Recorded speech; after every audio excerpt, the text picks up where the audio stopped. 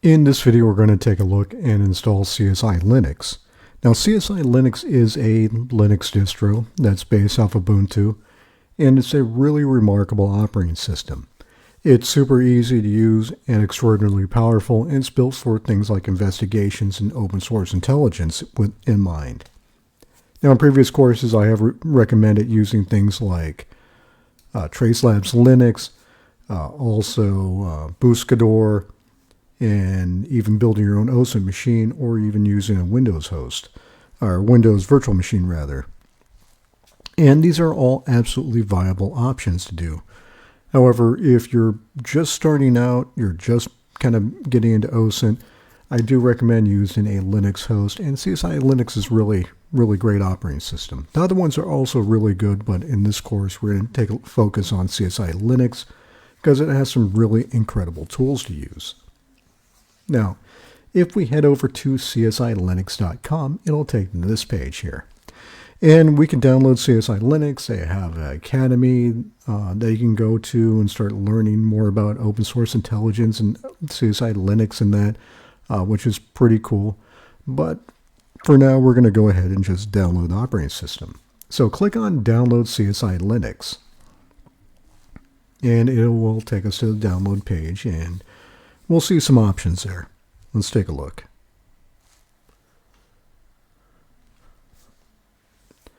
Okay, so if we go here, we can see there is, current version is 2023.2.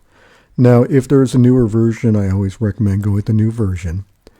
And if you're watching the course and there is a newer version, don't worry about it as long as it's a non-major release, which if it's, say, 2023.3 or 2023.4, probably won't have any major changes.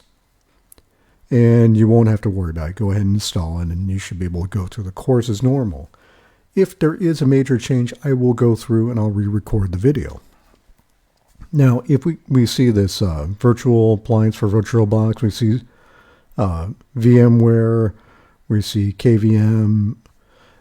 If you decide to use an alternative for one of these, go ahead and download one of these. We also see there's a bootable external drive version, which is great. That's really cool.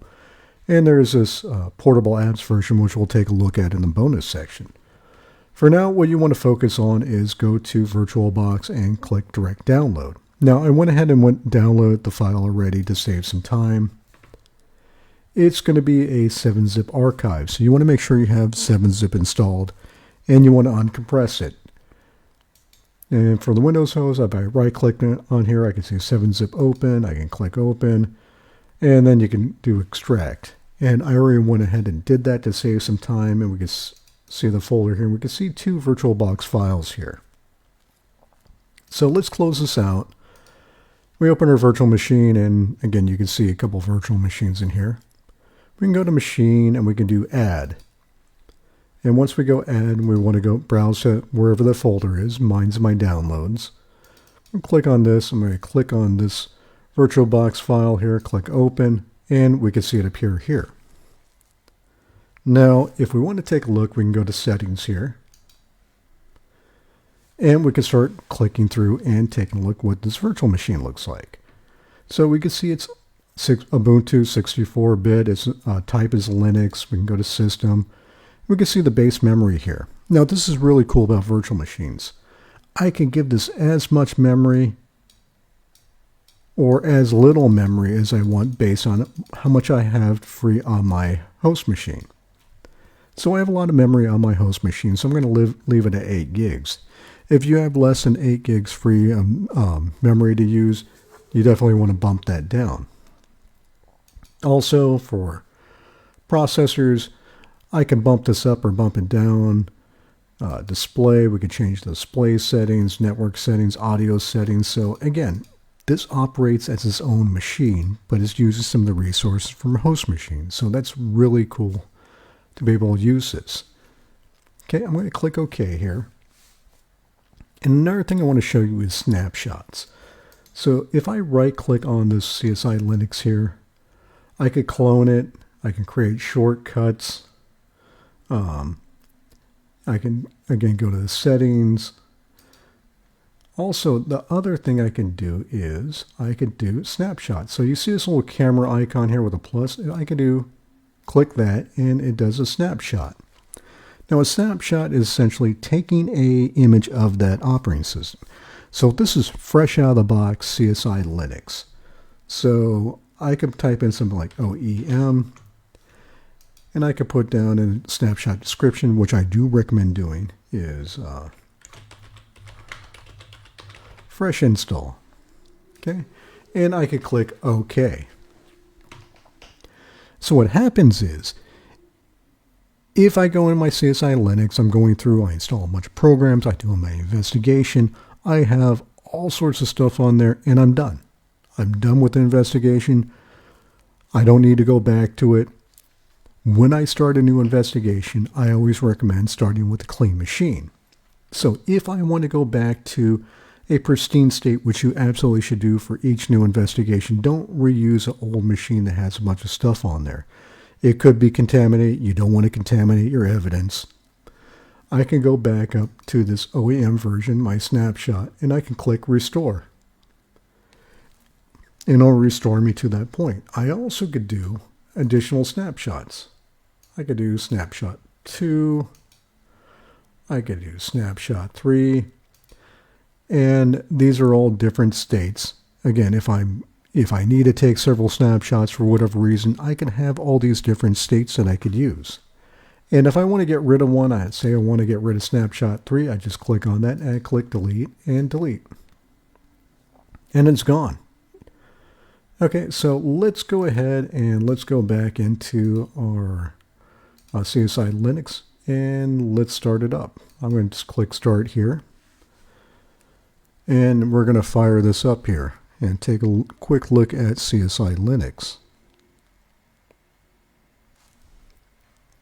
Okay, that's going to power up. I'm going to pause the, well, actually I'll let it run here because it shouldn't take too long to start up here. I'm just going to close this dialog box by clicking this red X here, make things a little bit easier.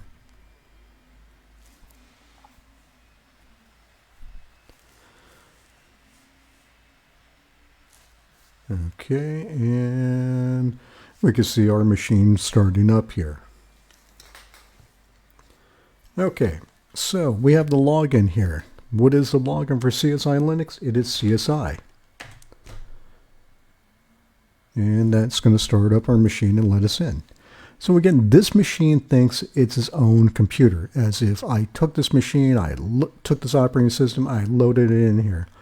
Now, the screen looked a little funny, so I'm going to just minimize it. I'm going to expand it out here, and now it's full screen. Now, if you use Windows or a Mac, it should be fairly familiar. So up in here, this Linux button, I can click this, and it comes up with all these wonderful programs here. And they did a great job breaking out these things here. So CSI Linux tools, we can start a case, gateway, secure comms, encryption, OSINT online investigations. Again, this has some really awesome pre-installed tools. We're not going to use all these tools. I do recommend kind of playing around with these different tools because, again, you're going to use different tools for different situations. Some tools aren't going to always work every time, and you might need to use something else. And even though this has a huge amount of tools here, a lot of great stuff here, we're going to go ahead and install some other stuff after the fact. But again, this is kind of showing you how, basically a walkthrough of CSI Linux. And not only open source intelligence stuff here, we also have things like Wireshark for network scanning, Hunchly, which is a cool program, but you're going to have to pay for it. We have Onion Share, which allows us to share files over the Tor network anonymously. KeePassXC, which I highly recommend. We're going to be talking about that later. Autopsy is a cool program if you're doing computer forensic. Ghidra is if you're going to do reverse engineering on malware or viruses. That's by the NSA. We're not going to be touching those, but again, CSI Linux has a lot of very cool tools in here. Other things you might be interested in is this question mark. You can click here to see what your IP address is. You can click on here for your network and volume settings, lock your computer, restart it, shut down, sleep. Another important one is going to be the terminal, which is this little black box here. And with Linux, the terminal is going to be really, really important. And we'll go over some basic terminal commands in the next video. But I did just want to give you a quick look at CSI Linux. And we're definitely going to be diving much, much deeper into this in later videos. So either I could click shutdown here, and it'll shut down in 30 seconds if I don't do anything. Another cool thing about virtual machines is I could click this X here, okay? And I could save the machine state, I could turn it off, I could restore it to my snapshot. If I do save machine state, it's going to save it in whatever state I have. If I'm working on something and I need to shut it down for whatever reason, I got to go somewhere, I have a meeting I have to run to, I could click save state, and when I start back up, it's going to start up right where I left it. Even if I turn off my computer or reboot my computer, it's going to come back up in the exact state it was left in.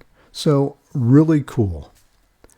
Okay, that was installing CSI Linux along with a very short tour. And we're going to be getting into much more of this in the next upcoming videos. Thank you for watching. I'll see you in the next video.